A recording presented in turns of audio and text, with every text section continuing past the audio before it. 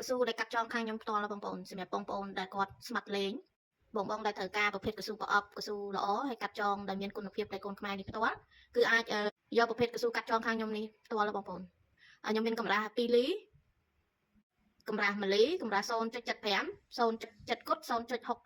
0.60 0.55បងអាចស្នាក់សួរតម្លៃបានមិនថាតម្លៃរាយឬមួយក៏តម្លៃបោះដុំមេហើយកស៊ូខាងខ្ញុំមានច្រើនប្រភេទច្រើនកម្រាស់ច្រើនតម្លៃហើយក៏មានប្រភេទកស៊ូមូលជាច្រើនទៀតដែរបងប្អូន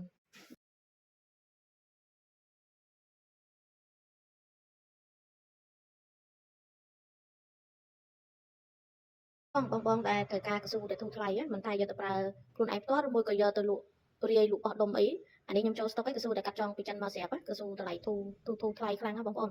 នេះតាមតែចូលស្តុកថ្មីខ្ញុំមានលេខកម្រាស់ 0.65 0.80 កម្រាស់1លីនិង1លី2បងប្អូន